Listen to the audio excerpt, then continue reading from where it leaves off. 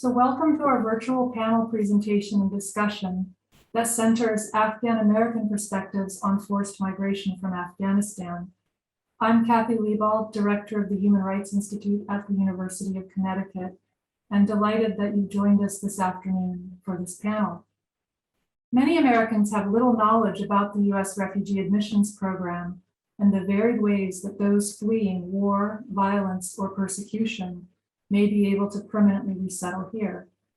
The U.S. Refugee Admissions Program, created under the 1980 Refugee Act by President Jimmy Carter, usually resettles a small subset of people identified by the UN High Commissioner for Refugees as qualifying for permanent resettlement each year. The President has considerable discretion over who and how many people are admitted to the United States, and other pathways have been created for refugees and other forced migrants in the past decades. One such pathway has been through the Special Immigrant Visa Program, or the SIV program, which you've likely been hearing a lot about in the news. It serves a small portion of those who face threats to their lives due to working for the US military or with other US organizations in Afghanistan or their home countries. In 2009, Congress passed the Afghan Allies Protection Act, which authorized issuing visas to qualified Afghans under the SIV program. Since 2010, more than 75,000 Afghans have become part of the fabric of our society through this program. More than 40,000 Afghans arrived under the SIV program during President Obama's administration, in part reflecting the effects of the so-called surge of US military forces in the country and the aftermath of heightened conflict in Afghanistan. Since the US began military operations in Afghanistan in 2001, forced displacement of Afghans both within its borders and to neighboring countries has continued to be a constant part of life. But the US withdrawal from Afghanistan earlier this summer precipitated a hasty exit of tens of thousands of Afghans who had worked alongside the US or NATO forces or otherwise faced threats by the Taliban. These threats could also stem from their ethnic or religious backgrounds or the roles they played as journalists, educators, judges, athletes. Thousands still remain in Afghanistan seeking a means to leave the country, and tens of thousands have recently joined other Afghan refugees in neighboring countries. Today, the UN estimates that Afghans make up the second largest refugee population in the world. More than 2.2 million Afghans are registered as refugees in Pakistan, Iran, Tajikistan, and Uzbekistan. And more than 3 million Afghans are estimated to be internally displaced within their own borders. Since July of this year, more than 60,000 Afghan forced migrants have arrived in the United States. This is in addition to the 75,000 SIVs I mentioned who have come since 2010. The vast majority who have recently arrived are being housed temporarily in military bases or in other sites around the country. Most of them are not categorized as SIVs, but they've been granted a status known as humanitarian parole. Unless Congress acts, those with humanitarian parole will have many fewer benefits and resources to support their transition to everyday life in our communities. Unlike refugees or those who come on the SIV program, who can and must immediately begin to work to support themselves, those with humanitarian parole status will not be able to work until they have authorization to do so. They will not qualify for SNAP benefits or food stamps. They will not qualify for healthcare resources through Medicaid. And the agencies resettling them do not receive additional funds to assist families in offsetting their housing costs and other expenses in their initial months of resettlement. What this means for the Afghans coming to our state, to Connecticut, 40 have already arrived and another 300 are expected imminently since July. What it means is that their basic needs will be great. We must do much more to welcome them. We're fortunate to be able to contribute to a model of community sponsorship that was innovated by Integrated Refugee and Immigrant Services back in 2015 and 2016, when Connecticut stepped up to resettle hundreds of Syrians through a partnership with IRIS and community volunteer groups. Panelists today will provide insights into the context in Afghanistan and what it means to be resettled in the United States. Focusing on Connecticut, the panelists will highlight the role communities play in welcoming Afghans and aiding in successful transitions. Now, thanks are owed to the co-sponsors of the event, which include the Office of Global Affairs, Asian and Asian American Studies Institute, Dodd Human Rights Impact, the Human Rights Institute, Middle East Studies, and the Department of Political Science. And special thanks go to the Global Affairs team for coordinating publicity and technology this afternoon. Most importantly, we thank our panelists for joining us to share their insights. We do note that this session is being recorded. And I'd like to now turn things over to Professor Jeremy Pressman, who's a professor of political science and the head of the Middle East Studies program at the University of Connecticut. He will moderate our panel today. Thank you so much, Kathy. It's a great pleasure to be here. And thank you, Kathy, for giving us a really informed factual basis about the policy and processes in the United States that are going to be so relevant to what we're going to be discussing today. It's really an honor to introduce today's panelists who are deeply knowledgeable and deeply involved in both the refugee question broadly and also our topic of today, the situation of Afghan refugees, both past, present, and future in Connecticut itself. Before I introduce them, I just wanted to let the audience know that we'll be using the Q&A function, the question and answer function in Zoom today. So at any point during the webinar, if you have questions, please feel free to post questions in Q&A, and we'll be working in the later part of our discussion today to answer some of those questions. But before we get started, I'm happy to introduce today's three speakers, and they will be speaking each for about 5 minutes in the order in which I introduce them. First, Dr. Ahmad Wais Wardak is a political scientist who currently serves as an Afghan expert in Washington, D.C. He has over 20 years experience in academia, development, and journalism, and his research focuses on the hybrid justice system and state building in Afghanistan. Dr. Wardak has taught at the University of Hartford, U.S. Coast Guard Academy, and the University of Connecticut. He obtained his doctorate degree in political science and, through a Fulbright fellowship, a master's degree in international studies, both from the University of Connecticut. Dr. Wardak is currently working on a book manuscript titled Hybrid Justice in Afghanistan, Challenges of State Building and Post-Conflict Rule of Law. And it's great to have you back at UConn, Wais. Secondly, I'd like to introduce Hosanna Samadi. She is a co-founder of the Collective for Refugee and Immigrant Women's Wellbeing, a pilot project partnering with Yale University to build mental health support groups for Afghan women by Afghan women. She is also on the cultural companion team for IRIS and works as an interpreter in Sanctuary Kitchen. Thanks so much, Hosanna, for joining us today. Third, I'd like to introduce Mohammad Daad Serweri, who is a senior case manager at Integrated Refugee and Immigrant Services, or IRIS. Daad came to the United States from Afghanistan, where he worked with the international community in various capacities, such as a language assistant for US forces. In Afghanistan, he also served as senior political advisor and program officer to the Danish embassy and worked as a team member for UNHCR Afghanistan and program director for the well-known Bangladeshi NGO, BRAC. Daad also was founder and principal director of an English language center in Afghanistan in the early 2000s. I'm very much looking forward to your comments. Wais, why don't you get us started? Thank you. Thank you very much, Jeremy, for the kind introduction. Thank you very much, Kathy and the UConn Global for organizing this event at this crucial time and at this difficult time for Afghans and Afghanistan around the world. And I do appreciate UConn actually, or Connecticut actually, but then within Connecticut, UConn is my second home after Afghanistan. I've spent a lot of time, I've made a lot of friends, I have established family in Connecticut. So thank you very much for organizing this.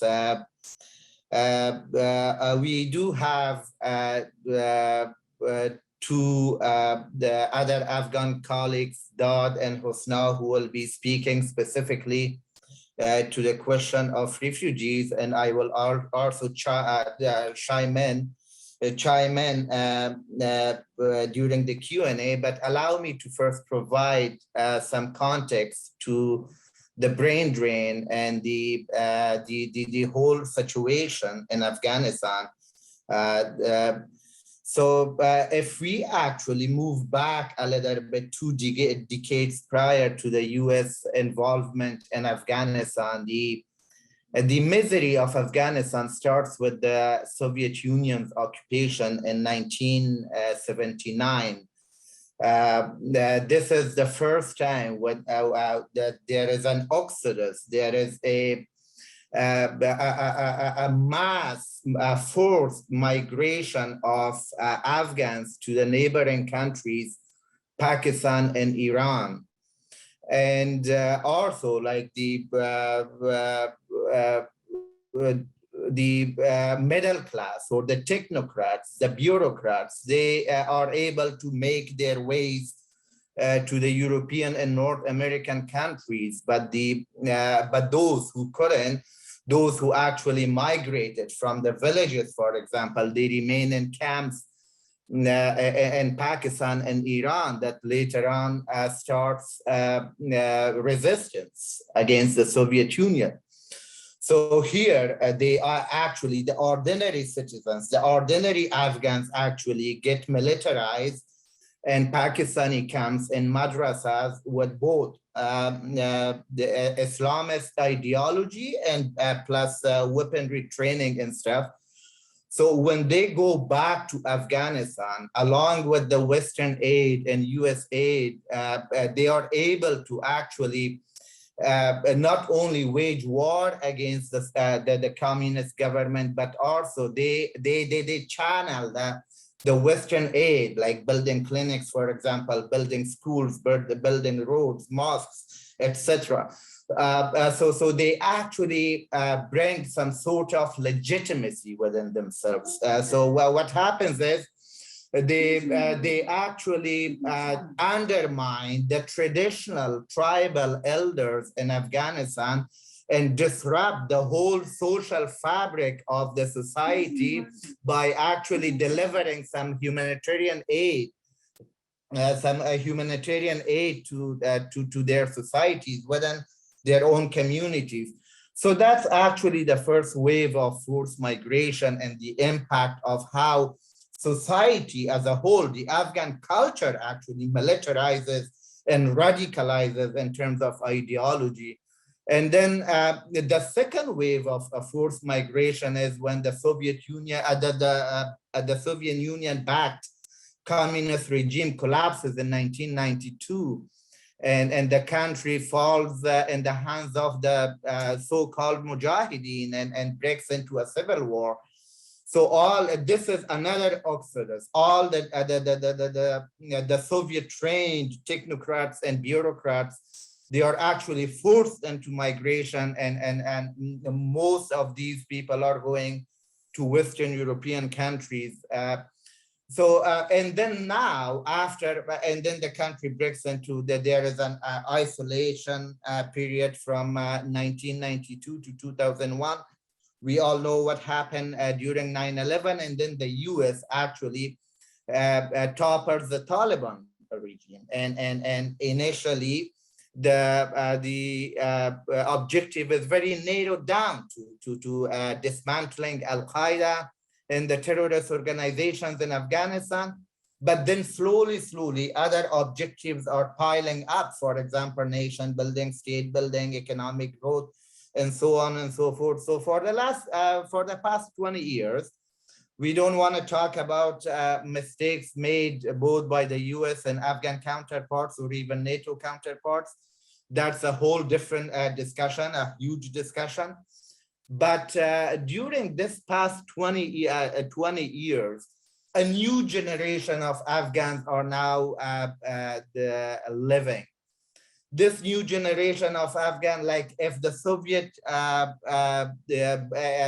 Soviet Union backed Kabul, was more in terms of equipped with communist ideology and more of a dictatorship, more of a strong central government. This generation, this new generation is more equipped with liberal ideology. There is the Kabul, for example, has expanded from less than 1 million population. Now the Kabul's population is more than 6 million population. So we are able to only bring about maximum 100,000 or so. But the majority of Afghans, the majority of technocrats, the majority of bureaucrats, the majority of middle class, they still remain in Kabul, in Herat, in Mazar, in big cities. So the country is now in a deep challenge if the US is not recognizing them, or the Western countries are not recognizing them. The Taliban government will be forced into isolation.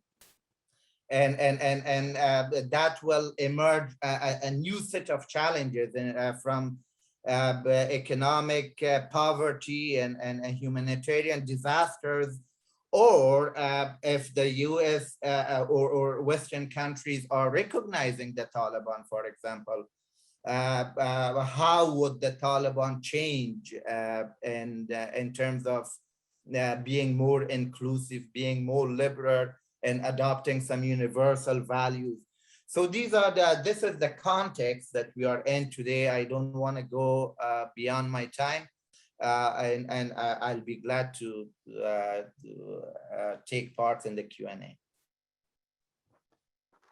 Thank you so much, Wais. We'll turn now to Hosanna. Thank you so much, everyone. And thank you so much, Jeremy, for your introduction. And thanks to Dr. Wais Wardak, and he provided a very good background about Afghan immigration to different countries. But my focus mainly would be today on just immigrant and refugee, basically women in New Haven.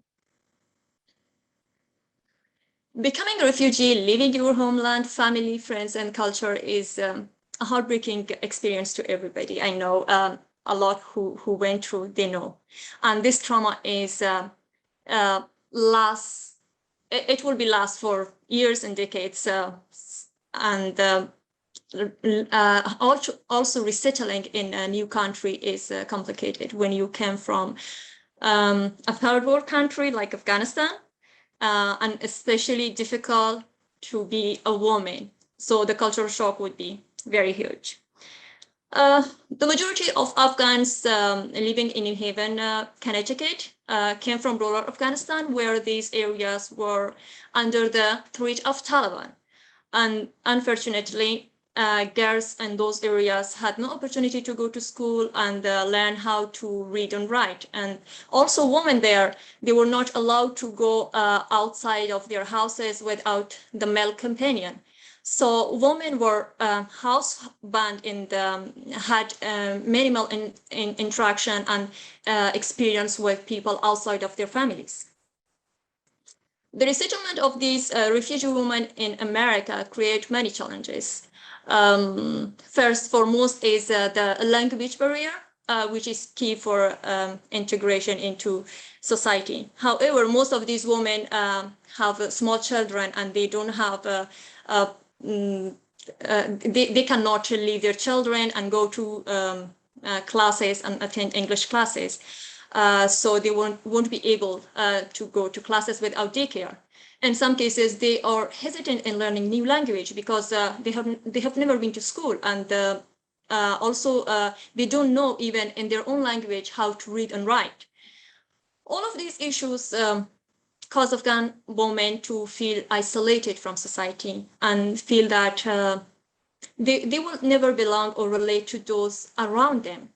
This feeling of losing your country and not being able to find a place in your home can cause depression, anxiety, which is not just affecting their life, like just their life, but also their family and children. According to the American Psychiatry Association, about 1 out of 3 asylum seeker and refugee experience high rates of depression, anxiety, and PTSD. We have no official data about Afghan women, but due to problems that I mentioned before, and also from my knowledge of the community, figure could be much higher for Afghan women.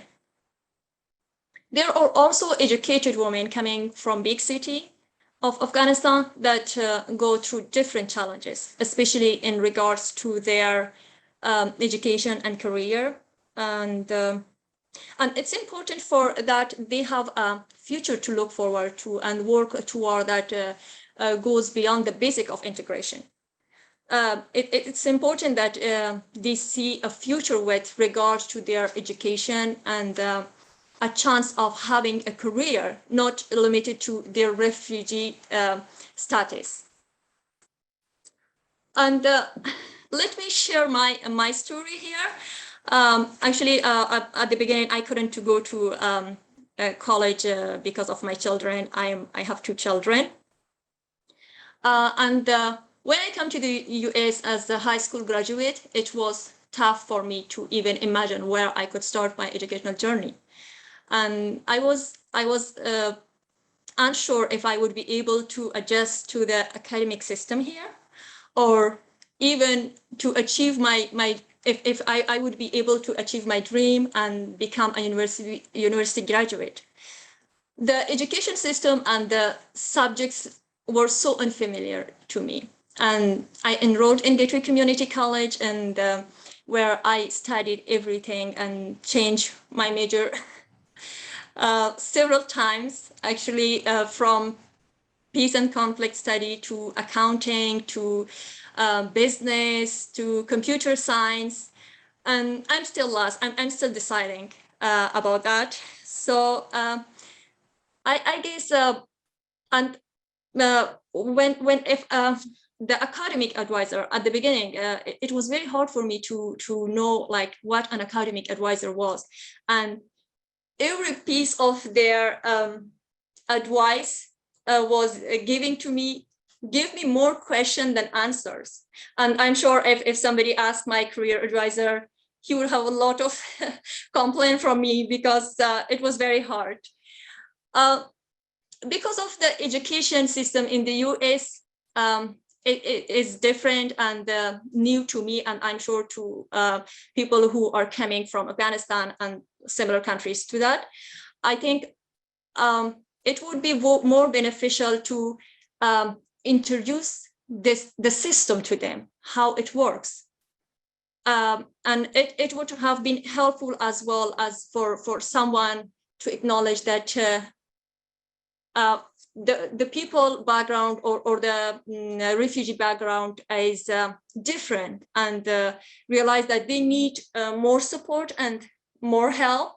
I believe a specific academic advisor for refugee would be very helpful. As we need a lot more guidance and assistance than a typical American college students. Before I end, I wanted to emphasize or share some of the thoughts about how we can make a positive differences for refugee women resettling in Connecticut. While IRIS has been very helpful by providing ESL classes and cultural companion group program and much more, there is only so much that one organization with limited funds can do to respond to all needs of such complicated issues. I believe more outreach and close work with the refugee community, especially Afghan women, is required to give them the opportunity to integrate into society. Universities, private and public sector coalition in coordination with IRIS can help. This can be done by providing women with childcare right after their arrival so they can get the chance to become engaged and feel that they have a purpose and they are part of society. It will be enable it will enable them to get education and learn how to drive and become independent as an individual, become independent and can contribute to the community. There are a lot of problems, but just due to time, I know I took a lot of time right now, but just I mentioned some of them. Thank you so much. Thank you, Hosna, and thank you for not sugarcoating things, for focusing on some of the challenges as well, and also for sharing some of those personal details about your pathway. That's so informative. We'll turn now to Daad. Thank you so much, Jeremy, Kathy, and your team. I highly appreciate the efforts, the resources that you have put into this event. And also thank you so much, Kathy, for providing a rich and well-informed background about the refugee admission in the United States. Also, I would like to thank you, Dr. Wardak, for providing a good background about the Afghan refugees and the causes. And thank you, Hosna, for reflecting on some of the challenges that the refugees are facing when they come to the new countries in pursuit of a safe and a peaceful life.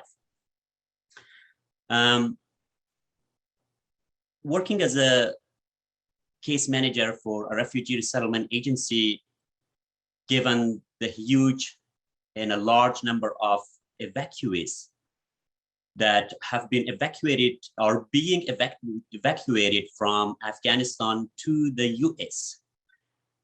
We are trying to gear up these days. In Connecticut, there are 2 refugee resettlement agencies, IRIS, Integrated Refugee and Immigrant Services, but also CIRI, which stands for Connecticut Institute for Refugee and Immigrants. IRIS is operational and based in New Haven with an office in Hartford area, but CIRI is based in Bridgeport. These 2 refugee resettlement agencies are taking the lead in resettling our Afghan allies along with other refugees coming to the United States from other countries. They are increasing their staff numbers. They are trying to recruit more volunteers. They are collecting furniture and other household accessories from the general public. And also they are receiving financial donations from private donors to cope with this resettlement and also to welcome the refugees, including Afghan who have been evacuated to the United States from Afghanistan. We are making this effort these days, but of course, IRIS and CIRI will need everybody's help and everyone's help. This is one of the fastest and the largest resettlement of refugees that either of these 2 refugee resettlement agencies in Connecticut has ever experienced during their refugee resettlement work in Connecticut. We are trying to encourage the general public, the state authorities and the local authorities to step up and support this refugee resettlement agency in these efforts. IRIS is very fortunate and lucky to have a strong support in a state level. Governor Lemon and his team has established recently a task force to involve all relevant state agencies, such as housing, education, health, and all other departments to support and aid these agencies and these welcome efforts of refugees and especially Afghan evacuees.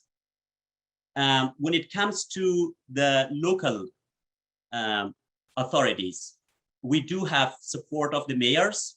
For example, probably you have heard Mayor Elikers of New Haven and his team, Mayor Bronin of Hartford and his team, along with other mayors from a different other town, where IRIS has a strong and well-established community co-sponsor groups. They all actually announced their support to IRIS and other refugee resettlement agency in Connecticut.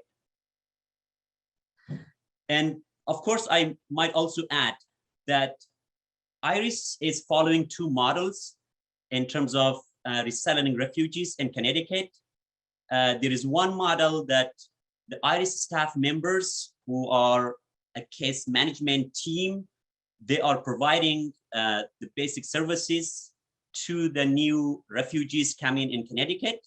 It starts from finding and furnishing housing, of course, welcoming them upon their arrival, and of course, after the arrival, familiarizing them with the community through bus orientation, and also the education team tried to help the kids of those families to school, and health team of IRIS is trying to help these families get immunization and also their health assessment done.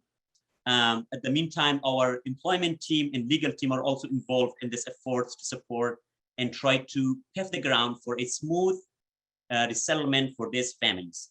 And the other model is that IRIS has been recruiting a number of what we call community co-sponsor group.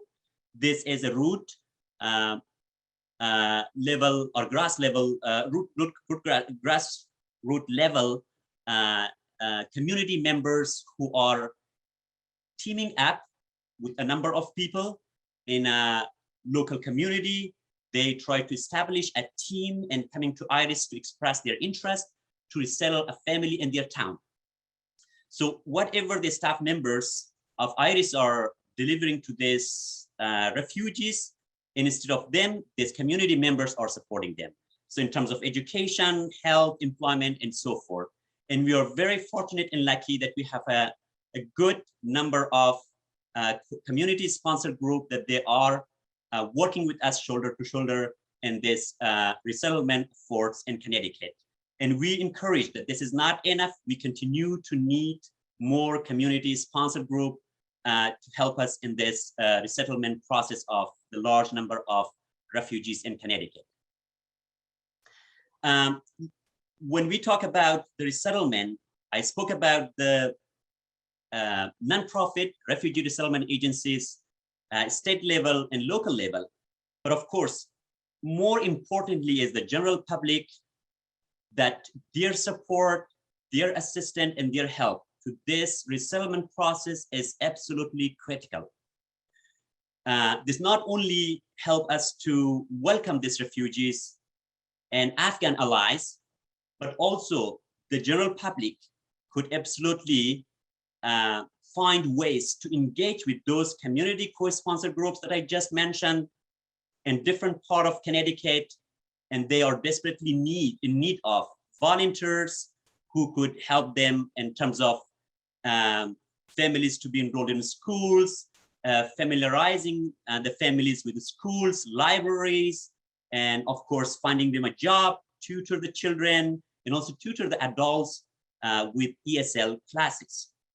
So I will definitely put in chat some of the list of those community sponsored group, so that if any one of these participants today in this event have a kind of interest to get involved with those community sponsored group, will be able to connect with some of those community group in different part of the Connecticut. And absolutely, there is a role for every Connecticut citizen in showing our Afghan families who only support and sought democracy to educate their daughters, to show them that America does still care and welcomes them, and to make our state even stronger. I have to mention one thing here. Of course, the time is pretty short for us, 5 minutes, that a lot of question has been raised recently. A lot of questions are out there asking, and media's coverage are trying to cover somehow, saying that this evacuees from Afghanistan, whether what percentage is SIVs and what percentage are not SIVs. But I have to mention one thing here, that this group of evacuees are in a high risk in Afghanistan. These are the people who continued and contributed enormously into the international community and also the US efforts in Afghanistan within the last 20 years in terms of promoting human rights, including women's rights, democracy, and freedom of press. So evacuees that we today think that are not SIVs, absolutely, they could be a journalist, they could be civil society activists, human rights activists, those who contribute to the values that today the Afghanistan current regime has an extreme and absolutely a hostile stance against those people, because they think those values such as human rights, democracy, women's rights are values or something that are Western things. And whoever has supported those kind of values, they are part of the Western efforts in Afghanistan. It could be NATO allies, it could be the US, and they are one of the target for those extremist groups. So that's why I would say that these evacuees could be SIVs or could be those people who indirectly contributed enormously to the efforts of the international community within the last 20 years in Afghanistan in promoting democracy, human rights, and women's rights, and freedom of press. And they desperately in need of our support. And we are gearing up, and we hope that the general public and the government step up to welcome them in the United States, in particular in Connecticut. Thank you. Thank you, Daad. I appreciate the way in which you put on the table a lot of the practical implications and the role that different communities are going to play in the next few months and years. And thank you to all three of you for really covering a lot of ground. I don't know the extent to which you coordinated, but you really each gave us something to think about and very useful. I want to start with a question for Dr. Wais. Wais, in sort of continuing our discussion of some of the broader trends, one of the questions that's floating around is about how the world community or how the US government should treat the new Taliban government in Afghanistan. And I'm wondering if you see any connections between decisions about how much to treat the Taliban government as legitimate to engage in things like trade and aid on the one hand, and how or whether that will affect any of the questions we're talking about today about migration, about the extent to which Afghans still want to leave the country or don't want to leave the country. Could you help us understand the connection there a little bit more? Sure. First of all, recognition of the Taliban are directly what we are talking about right now. Right now, what we are talking about is a humanitarian crisis. Yes, there are people, there are majority of people and almost from all the developing countries who would want to come to the United States and the Western Europe, or for example, for betterment of their life and so on and so forth.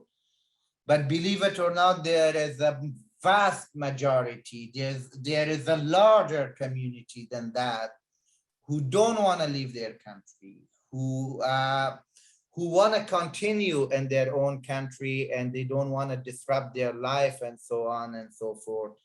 And my parents were one of them. For example, my father studied in the Soviet Union, and he traveled and lived during his youth and most of the European countries, but he never left Afghanistan, and he never wanted to leave. He didn't even want to come here. So with that being said, during the past 20 years, continuing to our discussion, with the US aid and the US more than $1 trillion spent, not necessarily the $1 trillion stayed in Afghanistan, but it actually did cycle in Afghanistan, even if it went through the military contracts, even if the money went through the US aid or American contractors, so on and so forth. But still, there was a cycle of this money that it was circulated in Afghanistan, and even if it came back, the new SIVs, for example, the Afghan refugees who make it to the United States, they are the best of the country. They are the brain of the country. They are the richest of the country. because they were able to get paid with US dollars, right? So everyone brings those dollars back to the United States, for example. So if the United States or the European countries did not recognize Afghanistan, well, politically speaking, the Taliban might get closer to China, Russia, Iran, and Pakistan, which actually is a whole different geopolitical game in the region. The regional integration that will actually expedite China's rise in power. Gwadar, for example, in Pakistan is very much a very deep port that military ships can sail there. And that will actually dismantle Gulf, for example. But I don't want to go take that route. That's a broader discussion by its own. But in terms of humanitarian crisis, if, for example, as of now, as we speak, the United States has frozen Afghanistan's central bank's assets, which is about $9.5 billion. Now, momentarily, it's not a bad thing because the Taliban has to prove that they do respect human rights, they do respect the dignity of individual human being, regardless of religious creed, regardless of their ethnicity, gender, and so on and so forth. They do have to adopt and elevate their standard to some of the international norms. To some extent, they have shown that they've changed from the past, from the 1990s. Back then, it was, yes, we did have peace and security in Afghanistan, but it was at the cost of terrorizing the nation. So to a large extent, the recognition of the Taliban, which is actually twofold, not only the United States, but also the Taliban, it actually adds pressure on the Taliban to show some changes, leniency, as well as the international community. If they are not recognized, the Taliban will not be able to sustain economic growth. The Taliban will not be able to sustain the government institutions. They will not be able to even maintain its domestic legitimacy. They will lose their domestic legitimacy very soon, because remember, they haven't received received the power, or grabbed, we could even call it grabbed power by any sort of election. They've actually waged a war. They've entered Kabul and Arg militarily. So now there's a lot of homework for the Taliban to actually claim their domestic legitimacy, and as long as they are not deemed legitimate in the eyes of Afghans, I doubt that they will be recognized, or they will be able to obtain their international and external legitimacy. So, if they don't have international legitimacy, they will not be able to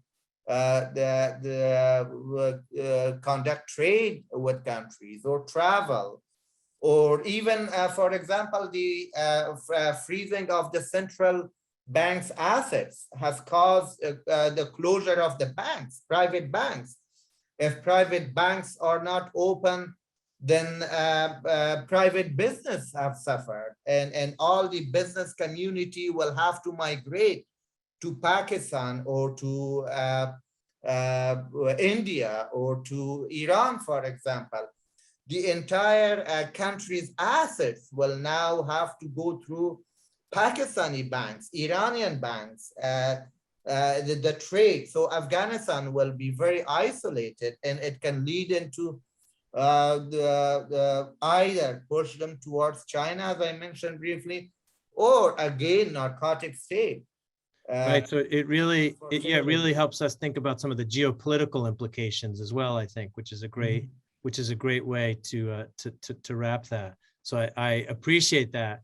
I wanted to just, if we may, shift gears for a minute and talk a little bit about, or expand upon, I think, a little bit, some of the practical needs of refugees. And I wanted to do that turning to Hosanna Daad with, I guess, two concrete areas that you've touched on, but we'd love to hear more. One comes from an audience member, Chris, who asks about affordable housing. And Chris says, the lack of affordable housing is a huge problem for refugees and for those who settle them. Will federal or state funds being applied open up affordable housing? And if not, where can refugees, where do affordable housing come from for refugees? I want to piggyback on that and just add one other dimension in addition to housing is the question of transportation, right? And you know, in Connecticut, we are proud of our public transport, but it has its limits. And so what role does a car play and how important is that for families? Hosna? To start with housing, that question about housing, I guess Daad would be better to answer because I don't have much information about the housing part, that how much they can help with.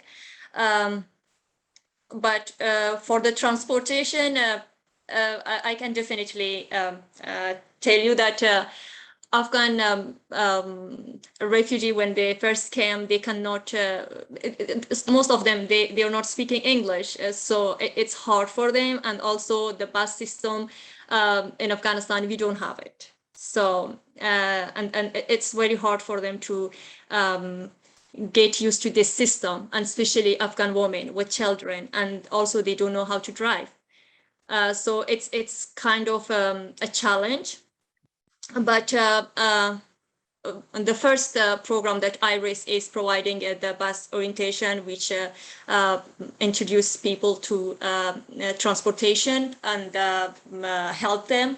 I'm myself, I'm a IRIS client, and I'm still IRIS client, and also I from my experience, it was very helpful at the beginning when they introduced me to transportation, and in that day I decided that yes, I can do it.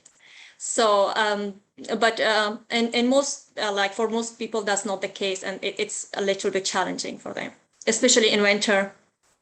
Thank you, Daad. Thank you, Jeremy. Thank you, Hosna. First, I would like to touch a little bit upon this transportation, and Hosna very well explained her own personal experience. I must say that yes, transportation is a problem. The public transportation is not very reliable, but given our past experience with this minimum public transportation, with the support from the local communities and also refugee resettlement agencies in terms of training the newcomers how to use bus and the routes and everything. This problem is not insurmountable, but at the meantime, of course, when the number increases, that is an issue yet to be addressed. When it comes about the housing issue, yes, we do have a shortage of housing in the market right now, perhaps renting housing. But at the meantime, we also have been encouraging, and also we would like to continue encourage the public, general public, to step up. If they have housing available, they could reach out to the community sponsorship group and also IRIS or other refugee resettlement agency like CERI to really help us with that issue. When it comes to housing, before that, probably it was better for me to explain a little bit about housing needs. So there are two types of housing we need really. Either way, general public could help us. Private donors, companies, universities, churches could help us in that case. One is the temporary housing and the other one is permanent housing. So if there is not a we need actually both. When the number of arrivals increases, we might not be able to really be able to obtain or secure a permanent housing for them. In that case, we desperately need a temporary housing, for example, for a week, for a month or 2 months, maybe, until we secure a permanent housing for them. So if a university has a big hall that could house, or a church that could be a suitable environment for housing a number of families, or of one families even, temporarily, or somebody in Brantford or maybe in Willimantic has a house probably that is large enough to house a family temporarily. Those are also appreciated if they contact IRIS to really contribute in this efforts in that way. And in affordable housing is a challenge, a problem, and we continue really looking in different options. And we are hoping that with the generous support of the public, with the support of the state and local authorities, we hopefully overcome this challenge. Thank you. Just kind of continuing on this thread, what about schools? What can public schools do? This is a question from Professor Jason Chang. What can public schools do to better prepare to support Afghan refugee families with practical support? What accommodations would you like to see for refugee students? Should I go ahead with this one? Sure, Daad, why don't you go ahead on this one? Sure. So when it comes to the public support, in the past few years, actually the gravity of the refugee resettlement has been in some of the towns like New Haven, Hartford, Bridgeport, and other towns. But in recent years, we have adopted this model that I explained at the beginning that is called a community co-sponsor group, that from different other towns, they could mobilize a group and come to IRIS. IRIS will train them, will equip them to resettle families in their towns. So probably the capacities are in the states, but the capacities varies from town to other town. It could be that we cannot really, the capacity of the schools are not there for everybody in New Haven or in Hartford, but it could be in other towns. It could be in Brentford. It could be in Willimantic. It could be in Waterbury and in some other towns. So that's why we are encouraging the general public to really step up, and they could organize a group. It could be students. It could be the church members, and mobilize a group. We will train them, we will equip them. At the meantime, we will have always a focal point ready for them to answer any question during the process of the resettlement of any refugee family, that they take the responsibility. During that time, always the focal point will be available to them to answer any question, provide any advice, or any other assistance if needed. So that's probably the way, I make that way at the beginning, excuse me, that we are geared up, but of course, without general support, general public support, it might be quite difficult. If the public start stepping in, probably it's going to be much easier and the load would be divided. Not only for refugee resettlement agencies, but also for schools, for clinic, and for other public service provider. Thank you. Wais, did you want to add a word there? Okay, if I could add. Yeah, please do. First of all, I wholeheartedly agree with Daad and Hosna, specifically with Hosna, on women's issues. For example, the women, when they come to the United States, all Afghans, but specifically women, they go through a specific set of challenges. Men, for example, they might be able to drive even in Afghanistan. So it would take them less of an effort for them to be able to obtain their license, driving license. But for women, it's a whole different new world to sit behind the car's vehicle's wheels. So it's not only a technical issue, it's a whole mentality, it's a whole cultural and behavioral issue that they have to suddenly shift and get used to it. And secondly, the house, the accommodations. According to one survey, for example, Americans across the country, they pay 70% of their income to their housing accommodation, whether it's in the form of rent or mortgage or whatever form it is. And the rest of the 30%, for example, 10% is food, and then 10 other % is entertaining, and so on and so forth. But the accommodation is one of the biggest expenses Americans across the country they pay. And then the Afghans, when they come here, not only accommodation is a challenge, or driving is a challenge. The whole crossing from the street, checking out a book from the library, it took me a while.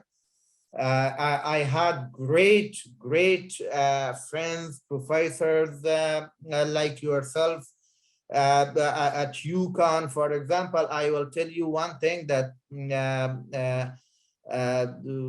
there wasn't a single Thanksgiving dinner that I stayed in the dorm during my graduate years.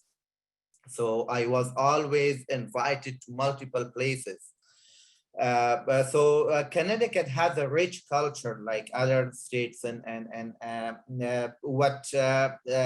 the United States. And I am aware of Avon community, Muslim community, which is a very vibrant community. For example, in the South Windsor, for example, there is another Muslim community, 2 mosques. They have like high schools. Churches, some of the churches, they've reached out to me on how to help Afghan refugees. But specifically to your question, Jeremy, I think the schools can play a significant, important role in mobilizing communities and families. Remember, we have family nights, for example. We have PTO, the parents' nights, and every county and every in every district we have like elementary education, and the schools we have middle schools, we have high schools. So what we can do here is mobilize families. We can drive once a month. We can first identify how many new families, refugees, have come to Connecticut or outside Connecticut, if there are students or people seeing us in different states, in each state. How many Afghan families have come? We identify them, we locate them, and then within that school area, we can actually have a food drive once a month for them. That families can bring extra food or groceries to the school to be delivered and distributed to needy families. Or clothes, for example, if families can afford to provide clothing. Or for example, if they could afford to provide some of their time. Driving lessons is a great help. Here in the US, the United States is built for a car, and car is made for the United States. We know that we don't have a good public transportation, specifically in Connecticut, apart from a few big cities like New York, only in the city, or DC, some metropolitan areas. In the majority of the country, including Connecticut, if you don't have a car, you are not even on a wheelchair, you are disabled. You don't have legs, you don't have mobility, you cannot find work, you cannot do anything. So specifically, if there are some female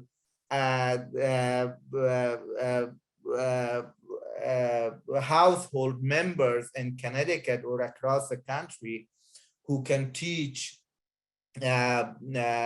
female members of these refugee families on how to drive or how to shop, very basic stuff, how to shop, where to shop from. Don't shop from Whole Foods in the beginning. That's too expensive. Go to Aldi. Where to find some sales, when to shop, when not to shop. The very basic stuff, very basic everyday stuff. I think the schools and churches and mosques together, if they could first make a coalition together, and then they work with the state or individually. So I think they can do a lot. Thank you, Wais. We're getting near the end. We've had so many good questions. Hosna, did you want to say a word about that before we? Yes, I just want to add this Please do. about the Yeah. school issue. Actually, if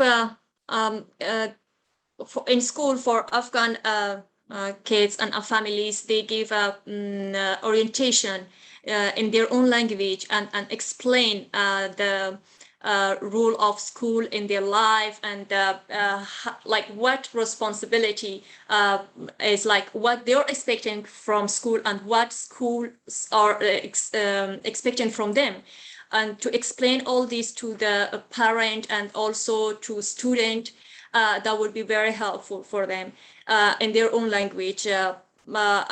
We have like per my experience, my kids are going to school and their orientation is the same like other students, which is not really helpful for the newcomers, although I know now much about the system. So it will be very helpful to give them, and also extra like after school programs for those refugee kids, because they have their age, or they are older and they're coming here and they're going to high school, who never been to like American system, or they don't know the language and they are in high school, they are in 5th grade, 6th grade, which is very difficult. So in my opinion, if we help these refugees with schools, and also for the parent, if we can I don't know, maybe IRS, maybe universities or Board of Education can help that the Afghan refugee who came before here and they are familiar with the system, to have a group of those families with the new arrivals, to guide them how to start and how to improve, and how to I had a lot of questions. Just a month ago, one of the refugee, she was asking me if she can change to different, she took some classes, she was not happy. Can I change it? And I was like, well, you're not talking with your school or advisor, or and she was not confident enough because of her English skill, and also I know because they are going through a big trauma, and specifically now it would be more challenging because the people who are coming now, they went through a very big trauma, and it's unforgettable. So I'm really concerned about the kids they are arriving now, and hopefully the schools have a special program, well-being program for these kids, because they are not a normal student, and it's a lot for them, that what they went through. We are just about out of time. There have been many fabulous questions from the audience, really probing questions that unfortunately we weren't able to get to right now. We are going to be sharing some more resources, and Kathy will talk about that in a second. So, but before we do that, I do want to give each speaker just a minute or so to if you want to offer a final thought, something whether on a specific topic or more generally, that the audience could take away, that you're thinking about and you think people more widely should think about. And why don't we do it? We'll do it in reverse order this time. Daad, if you want to start things out, and then Hosna, and then Wais, you can wrap up for us. Jeremy, can you circle back on that one to me, maybe? Yes, of course. Hosna, would you like to start? My suggestion or thought would be that if the universities and the organizations can help women that can integrate to the community and help them specifically Yukon, they can like if they are student from social studies or human rights related studies. So if they volunteer work with Afghan refugee women, it would be a big influential for Afghan women. And at the same time, I guess it would be win-win. At the same time, for Yukon student as well, would be a very good experience. And if you integrate them to community and give them a chance to feel that they are a part of this community, especially the women who are uneducated. Thank you, Hosna. Wais, a final thought? Yes, one thing regarding, we know that Virginia, beyond this current wave, Virginia hosts the largest Afghan American or Afghan diaspora. So probably the State Department of Connecticut, along with the Education Department, they can work with Virginia on what kind of resources they have built. For example, the schools here, my daughter goes to Fairfax. I've recently moved from Connecticut to Virginia, by the way, less than 2 years ago. So we receive emails, we receive text notifications and everything in Pashto and Dari, and also Arabic and some other languages as well. So whatever form you fill, your household language, that language you receive the communication from the school. And they have some extra activities for the school as well, or classes even. But to me, to make it a little bit broader, to me, American exceptionalism sums up in the hospitality and the American dream and the great respect to human rights and human dignity. And I felt it by living in Connecticut and by coming from Afghanistan. So I think the refugees who are coming at this point, they are in dire need. And if the communities, as we spoke, from churches to schools to universities, they collaborate to NGOs, they collaborate with the state and address some of their immediate challenges that we discussed, that would be a great way to integrate these newcomers in their new homes and new society. Thank you. Excellent. Daad, a brief final thought? Sure, I will definitely try to be brief. Jeremy, thank you.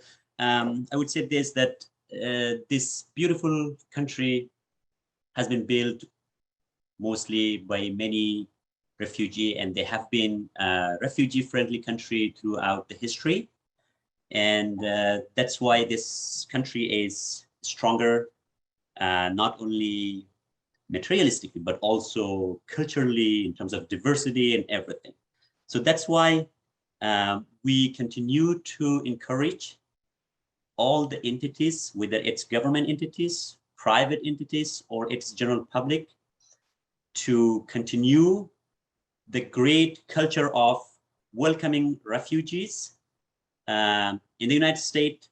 And of course, Connecticut has been one of the best states, and I hope that they continue to do so. And I hope that they increase such kind of support, whether it's university, vibrant students of the university, they get involved as a volunteers with community, with the community co-sponsor group, with the refugee resettlement agencies, and private companies with the employment opportunities, schools, with educational opportunities, the same case with the universities, and so that we can really overcome this challenge and also give a smooth transition for the refugees into their new society, into their new home, but also to give them a warm welcome. Well, that's a beautiful way to finish. I am so deeply grateful, Wais and Hosna and Daad, for the time you spent with us, for sharing your knowledge and expertise. This is just one piece of a conversation that will continue, but we're so grateful that each of you has helped shape that conversation today and contributed so much. To the audience, thank you for participating. We're sorry we didn't get to all the questions. There's so much more to say, so much more to talk about, and we'll have to do that on future occasions. And I guess lastly, I want to say to the UConn students, we have so many student organizations and so many accomplishments among our students. And hopefully this will be another area where UConn students excel, not only in what we can do on campus, but also as you carry the thoughts and messages that you heard today back to your home communities. And let me turn it now back over to Kathy.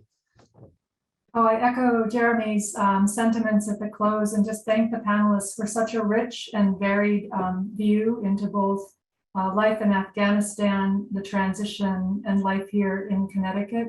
There were really wonderful questions we couldn't get to in the Q&A. We tried to answer some directly, so if you check in the Q&A, you might see a few answers.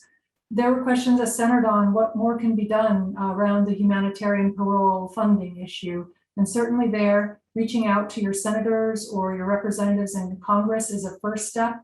Let them know that you're concerned about this. Believe me, if they get 20 or 30 calls from folks who are on this Zoom, they will take note that this is a concern for folks within the community.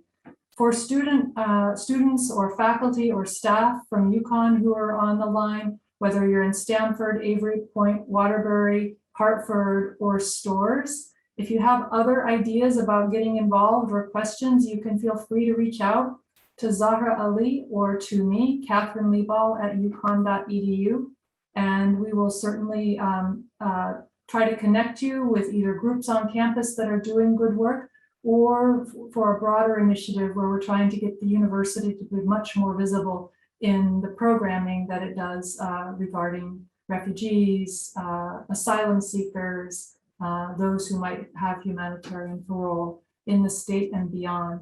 So I believe there was a slide with some resources, and we'll move into that now just to name a few of the organizations in the state. I put in the answer for the Q&A session web links for IRIS. You can click on IRIS and find out where your local community co-sponsorship group is. In the Willimantic area, that's Quiet Corner Refugee Resettlement. There are a number of groups in the Hartford area. There are many groups in the Stamford area, New Haven, and there are groups who are in more rural setting, including in Eastern Connecticut. And they are always relying upon the volunteer and other forms of support that can be offered. So we are just very grateful that you joined us today on this Thursday afternoon about such a weighty and important topic. And we hope that you will get in touch with us if there were threads or questions that weren't answered. And for those who asked early on about the recording, when that recording is ready, we will go ahead and share information with those who registered for today about how to access that recording. Thank you again to the panelists and to Jeremy for moderating the panel, and especially to our colleagues behind the scenes who you didn't see who are running this entire Zoom technology project. Deeply appreciative. Have a good evening, and tune back in for when we have an opportunity to follow up on this particular topic.